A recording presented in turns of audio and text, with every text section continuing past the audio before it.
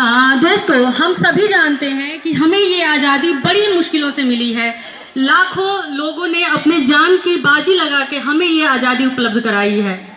और दोस्तों, इस हमारी स्वाधीनता के संग्राम में हमारी फीमेल वॉरियर्स का भी एक बहुत ही महत्वपूर्ण योगदान रहा है, जिसको कि भुलाया नहीं जा सकता। हम सभी कुछ लोगों के बारे में जानते हैं, जैसे रानी लक्ष्मीबाई हैं, अहिल्याबाई होलकर हैं, बेगम हजरत महल हैं। लेकिन दोस्तों, मैं आज आप सभी को कुछ गिनी चुनी फीमेल वॉरियर्स के बारे में बताना चाहूँगी, जिनके बारे में हमने बहुत ही कम पढ़ा है या बहुत ही कम सुना है। इन्होंने काम तो बहुत ही बड़े बड़े किए, लेकिन कहीं ना कहीं इनकी कहानियाँ इतिहास के पन्नों में दबी रह गई। इन्हें वो सम्मान और रिस्पेक्ट नहीं मिला जो कि मिलना चाहिए था। इनमें सबसे पहला नाम आता है फ्रेंड्स, झलकारी बाई का।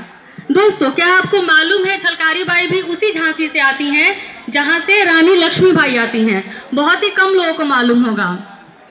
झलकारी बाई जी का जन्म जो है वो झांसी के बहुत ही छोटे से गांव में हुआ था, और वो शुरू से ही, जबकि वो राजपूत घराने में जन्म उनका नहीं हुआ था, फिर भी वो शुरू से ही बहुत स्ट्रांग, बहुत ही पराक्रमी थी। और वो जो झांसी की रानी लक्ष्मीबाई हैं, उनकी एक वुमन आर्मी थी जिसका कि नाम दुर्गा दल था। ये उसकी सेनापति थी, ये हमेशा उस सेना को लीड करती थी। तो दोस्तों, आप ये सोचो, एक छोटी सी लड़की एक छोटे से गांव से निकल के कहां से कहां पहुंच सकती है।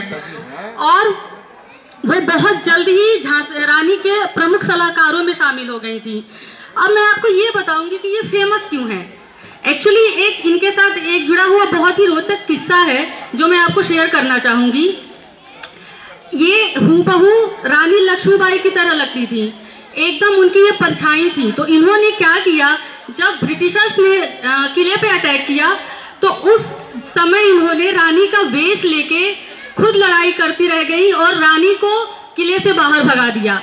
तो इस तरह से इन्होंने अपने प्राणों की परवाह न करते हुए अपनी रानी और देश के लोगों की जान बचाई थी। और ऐसी वीरांगना को मैं सशक्त नमन करना चाहूंगी फ्रेंड्स। और एक और नाम आता है फ्रेंड्स इसी श्रेणी में, जिन्हें हम सभी दुर्गा देवी या दुर्गा भाभी के नाम से जानते हैं। ये भी बहुत ही स्टार्टिंग से ये भी बहुत साहसी और पराक्रमी थी। ये उस समय चंद्रशेखर आजाद, राजगुरु, भगत सिंह और सुखदेव जैसे क्रांतिकारियों के साथ कंधे से कंधा मिला के इन्होंने बहुत सारी आज़ादी की लड़ाइयाँ लड़ी।